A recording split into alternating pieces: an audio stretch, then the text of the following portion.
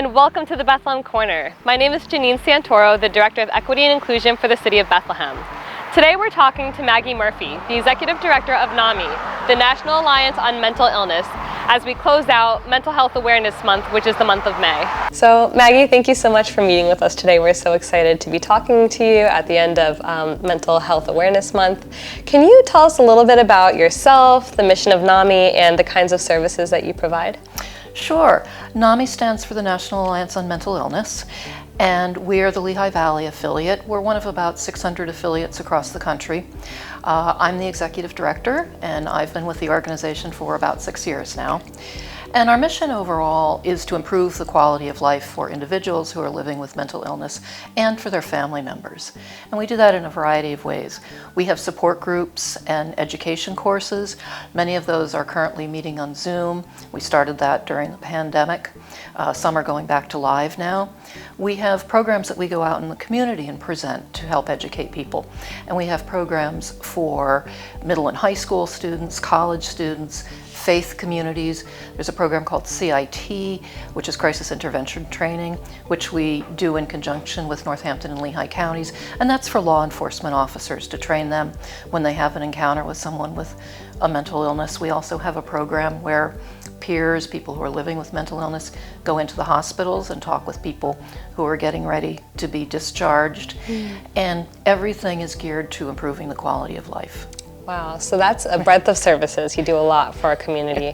Thank you. And I should mention, everything we do is free of charge. Wow, okay. That's incredible. That's also really incredible because we know so many people need those services, and sometimes the cost or the idea of a cost can really deter people from wanting to reach out and get help when they need it.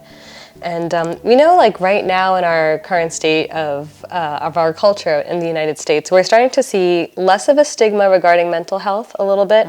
Many people are becoming more open about therapy. They consider it part of their normal routine. They're talking openly about it. And even in schools, we're seeing more initiatives that really talk about practicing mindfulness and encouraging children to talk to trusted adults about things that they might be going through. So there's a little bit less of a stigma when we talking about our mental health. And so what are some of the misconceptions around mental illness in particular that you want to address, and what else can we do to continue to decrease the stigma around seeking help? Sure. Well, first, you're absolutely right. The stigma is reducing. It is still there.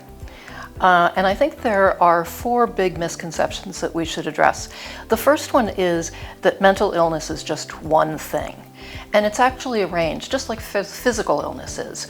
You know, most of us aren't completely 100% without even a minor physical problem or issue, and most of us don't have an illness that's really limiting our life. We fall somewhere in between. We may have an injury or an illness and just have one episode, or we may have something chronic that has to be managed throughout our lifetime.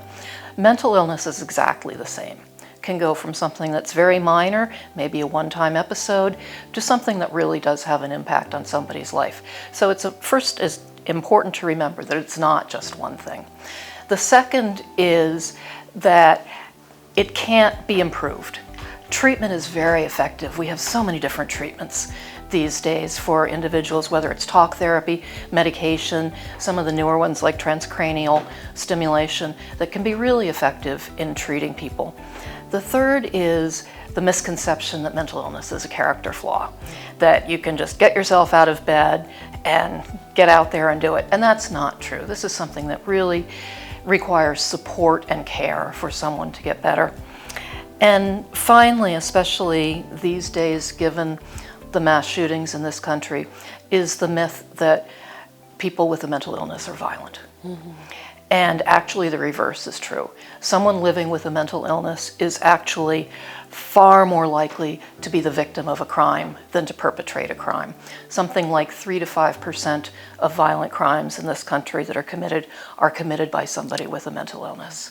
So it's a very small percentage. And are there any gaps that you've identified in services for people seeking help? And if there are there potential collaborations with NAMI and others that could help bridge those gaps? One thing we hear a lot and talk about a lot right now is the shortage of providers. for mental health. And that runs everywhere from psychologists and psychiatrists to the people who are providing direct support and companionship on a daily basis. And there just simply aren't enough of them, particularly after COVID, when so many more people were experiencing symptoms like anxiety and depression. There's more of a need. And there are waits now for initial appointments. So some of the things that we're doing is, first of all, recommending that people talk to their primary medical provider. Because often if that person is part of a medical system, they might be able to get them an appointment faster. More providers are becoming comfortable prescribing low doses of some medications for things like anxiety and depression.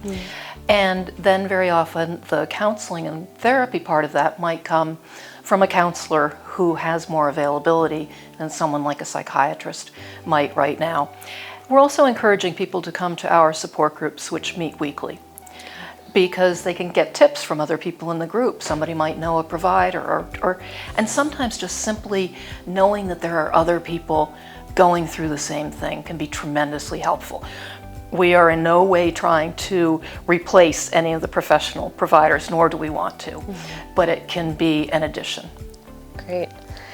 And finally, we know there's a lot of factors that affect our mental health, and anyone, no matter like how good they might have it, can fall into periods of depression and anxiety. And so we also know, as you mentioned, there are events on our national level, like the shootings, that can leave our communities experiencing collective grief and collective trauma.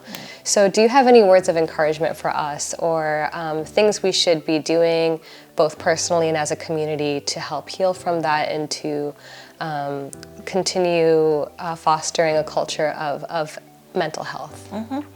Absolutely.